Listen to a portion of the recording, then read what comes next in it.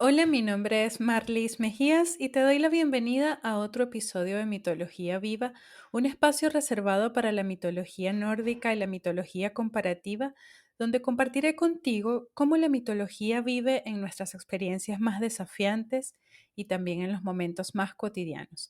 Esto lo haremos acercándonos a los personajes mitológicos y sus historias como un reflejo de nosotros mismos, riendo, llorando, triunfando, fallando y transitando el camino donde todos nos encontramos en algún punto.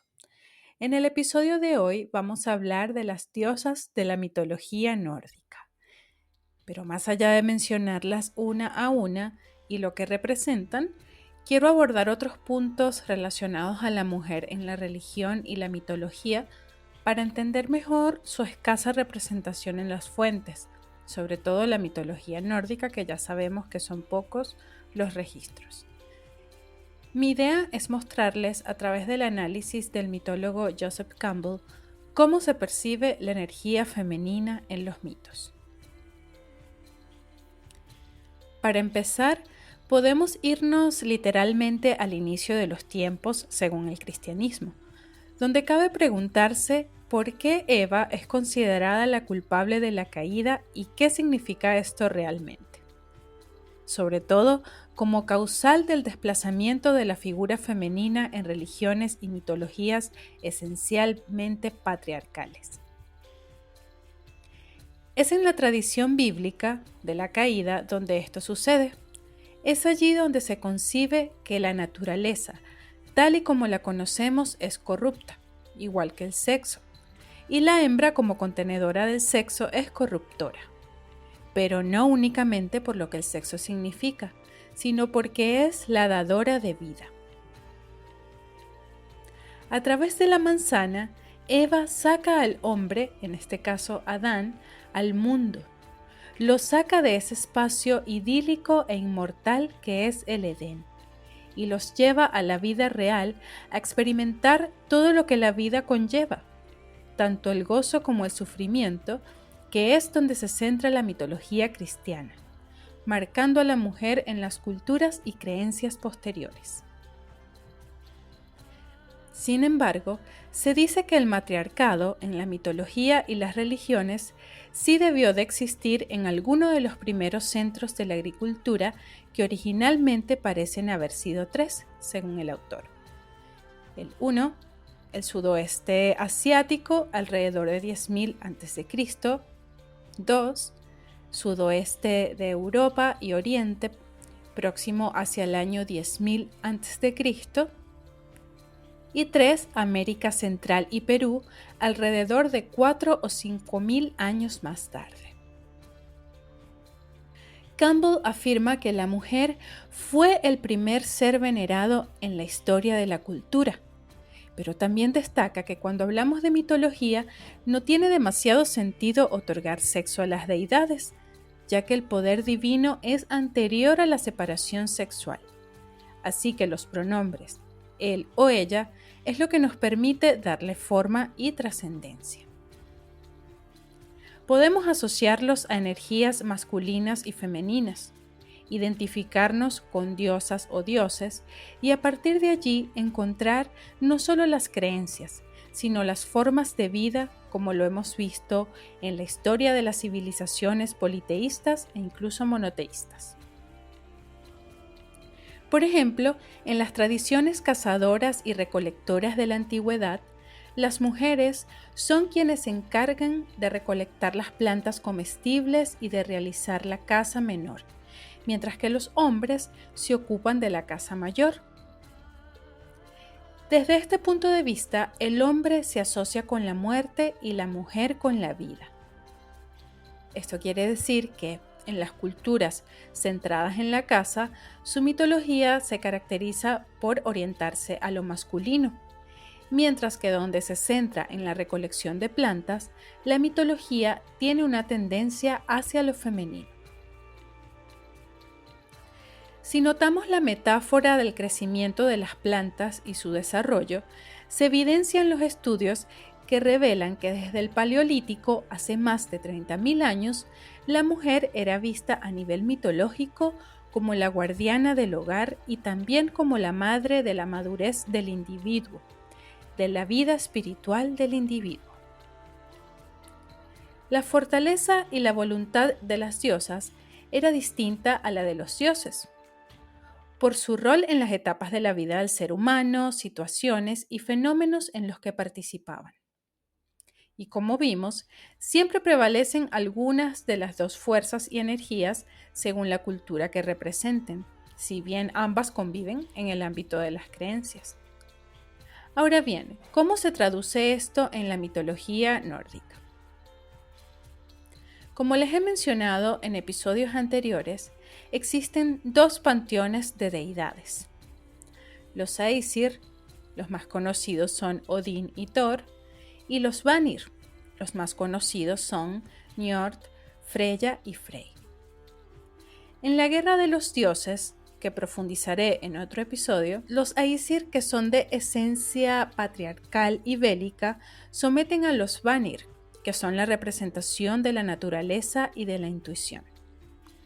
Esto nos da una pista más bien clara de que la mitología nórdica es principalmente patriarcal, es decir, prevalecen los dioses masculinos, siendo Odín el padre de todos, el Allfather. Sin embargo, en ambas tribus hay diosas y dioses que conviven e interactúan entre sí a lo largo de los mitos. Entonces, ¿quiénes son las diosas nórdicas y qué representan? En este punto, como siempre, voy a mencionar la naturaleza de las fuentes de la mitología nórdica.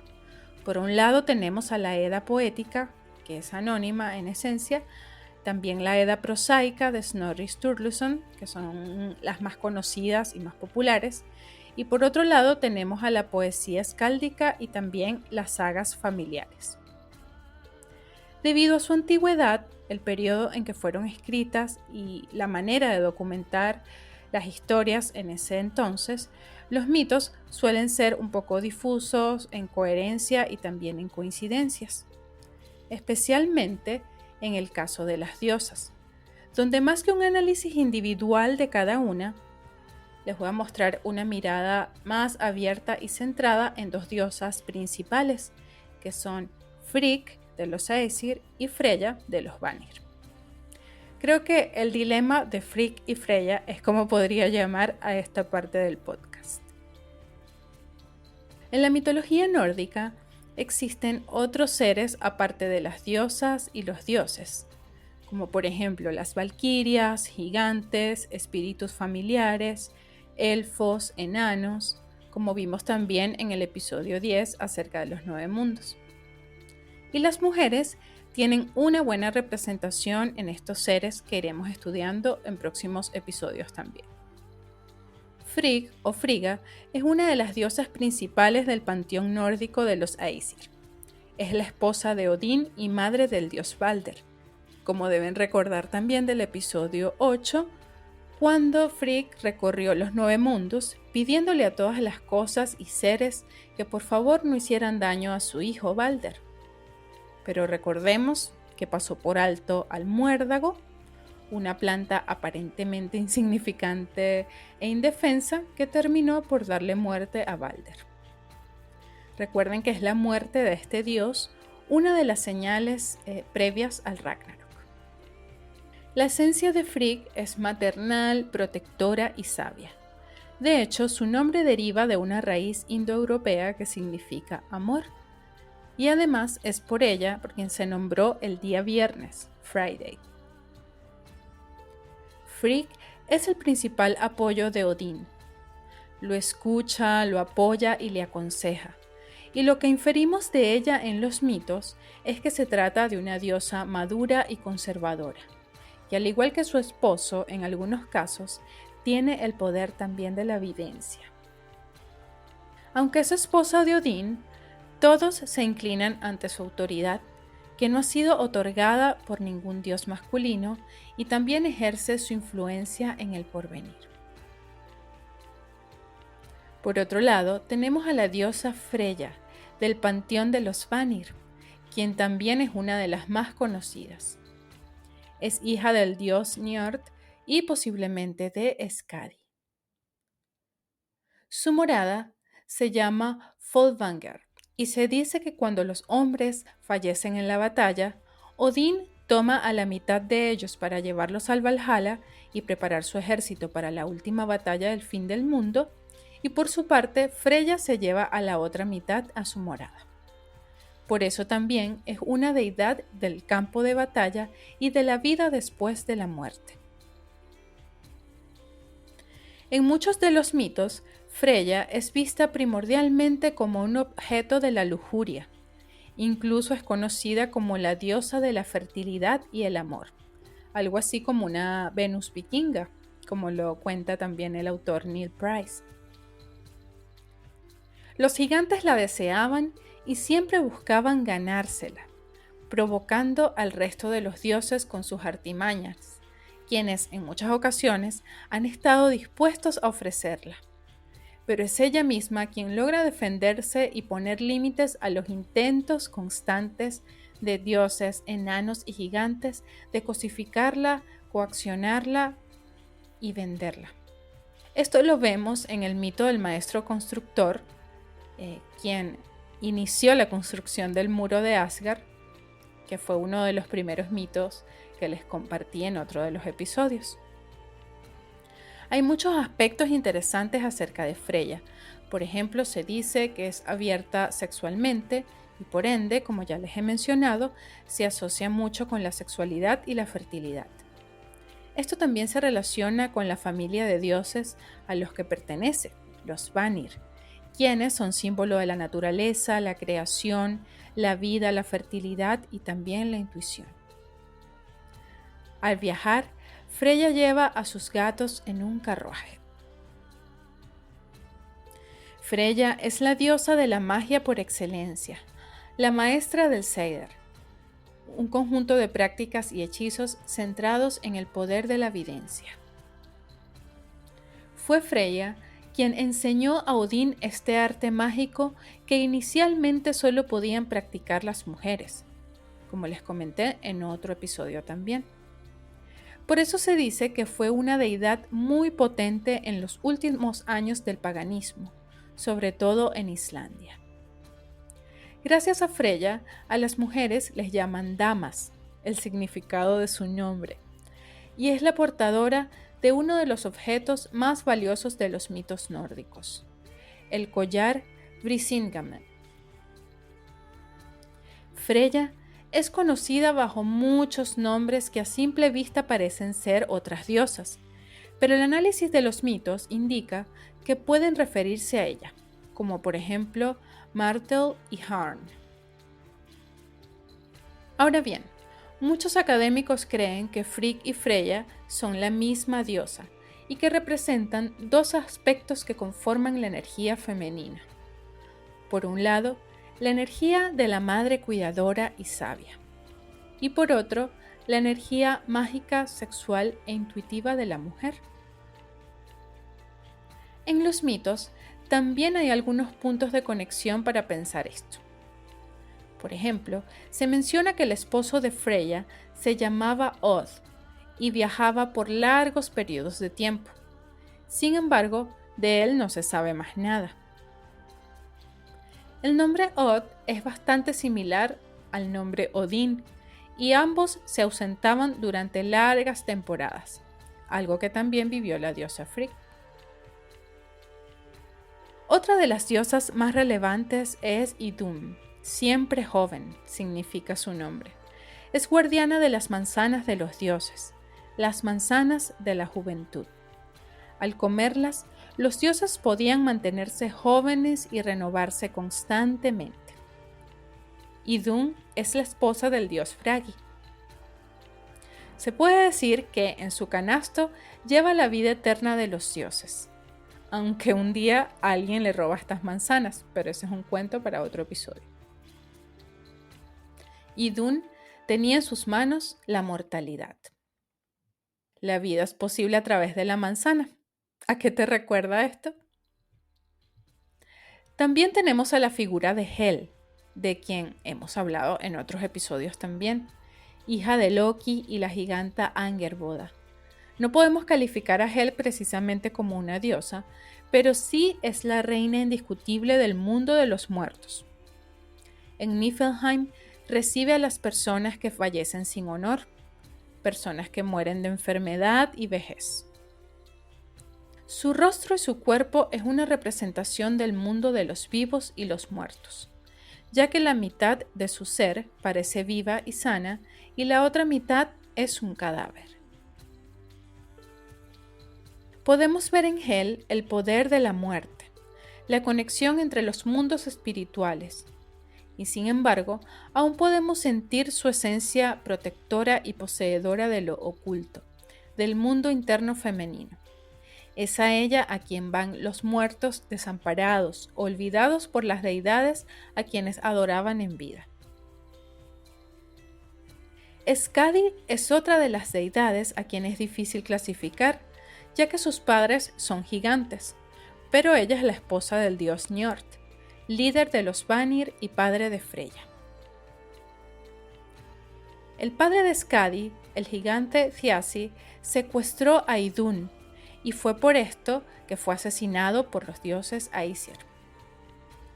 Skadi viajó hasta Asgard para vengar la muerte de su padre, pero se encontró con que los Aesir le ofrecieron una tregua, la posibilidad de casarse con uno de ellos. El truco estaba en que solo podía escoger a su futuro esposo mirando sus pies y piernas sin saber quién era. Skadi escogió los pies más lindos y limpios pensando que se trataba del dios Balder, el más bello, pero resultó ser Njord. Este fue un matrimonio infeliz porque ella no quería vivir en el mar, sino en las montañas, y de hecho regresa a ellas, a Thrymburn, donde anda en sus esquís disparando flechas. Su mayor culto está en Suecia, donde le llaman zapato de nieve. Skadi se parece mucho a Freya en su espíritu liberal y valiente, renuente a dejarse dominar por los deseos de otros. Diosas menores hay muchas, y de algunas se sabe muy poco, pero en lugar de llamarles menores, diría que son más bien desconocidas e incluso, como veremos más adelante, pueden ser parte de las diosas más relevantes que son Frigg y Freya. Eir, la mejor curandera. Su nombre significa paz y clemencia, aunque parece no tener un rol clave en los mitos. Fuya, cuida de Frigg y la aconseja. Gefjon, sirve a mujeres que murieron sin casarse.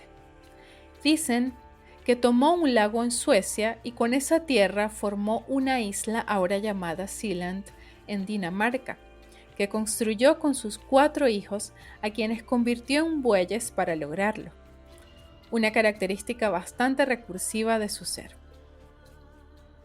También existe la creencia de que se casó con el rey danés Skolder. Por eso, muchos reyes daneses descienden de ella. Gefjon es otro de los nombres de Freya. No. Frigg enviaba a esta diosa a través de los mundos para hacer diferentes diligencias. Tiene un caballo que puede correr por agua y por aire. Lin, posiblemente sea Frigg también. Es quien vigila a quienes Frigg desea proteger de algún peligro, como a su hijo Balder y a su amado Odín. Horn, otro nombre para Freya. Usaba este nombre cuando salía a buscar a su esposo Od, que viajaba constantemente. Un punto interesante es que Horn también era el nombre de algunos lugares donde se rendía culto a Freya. Lofn, dulce y buena. Tiene la potestad de juntar a hombres y mujeres cuyo matrimonio está prohibido. Por eso su nombre también deriva de la palabra permiso. Saga, diosa menor que bebe y conversa con Odín para contar historias, de allí su nombre. Se dice que también es Frigg y tiene el don de la videncia. Sif, esposa de Thor, madre de Magni y Modi. Loki robó su cabello y fue gracias a esto que se crea el martillo de Thor, Mjolnir. Fionn, transforma la mente de las personas hacia el amor. Snotra, significa sabia y moderada. Sin, cuida las puertas del salón. También significa negociación y desaprobación. Var, la que escucha las promesas y toma venganza de quien las rompa.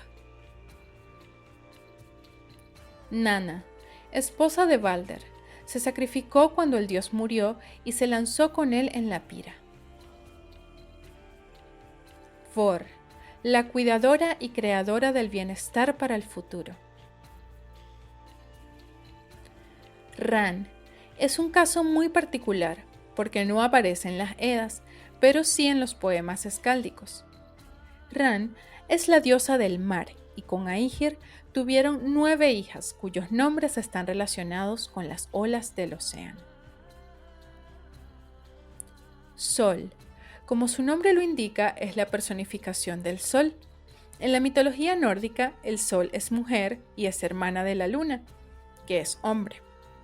Sol será asesinada en el Ragnarök, pero dará a luz a otra hija. Como estas diosas, hay muchas otras que no mencioné aún, pero quienes danzan usando una vestimenta a veces de diosas, a veces de gigantas, a veces de valquirias y a veces de espíritus. No hace mucha falta ahondar en cada una de sus historias para ver la presencia de la energía femenina en ellas y también en nosotras. El poder creador, la maternidad, la intuición, la protección, la visión del futuro, el poder sexual, la belleza, pero también el coraje, la valentía, el poder de decisión, la recursividad, la receptividad y la confianza en la naturaleza que nos rodea. Así son las diosas, y dentro de cada uno de nosotros, mujeres u hombres, podemos percibir alguna de sus cualidades. Como dice el autor Neil Price, las diosas eran bellas, pero su belleza también inspiraba terror además de deseo. ¿Con quién te identificas tú hoy? La conocida autora venezolana de libros de metafísica, Connie Méndez, a quien mi abuela admiraba mucho, decía que una gota del mar no es el mar, pero sí contiene todas sus cualidades, así como el ser humano no es Dios, pero sí contiene todas sus cualidades. El principio cristiano de que Dios creó al hombre a su imagen y semejanza es totalmente extrapolable a otras creencias y mitologías.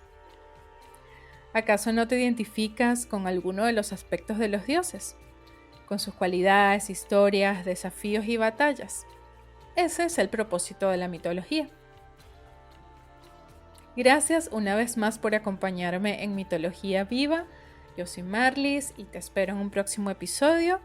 Recuerda que el podcast está disponible en Spotify y en YouTube. Cualquier sugerencia o comentario puedes escribirme por Instagram, @mejíasmarlis, y allí te estaré leyendo. Te mando un abrazo. Chao, chao.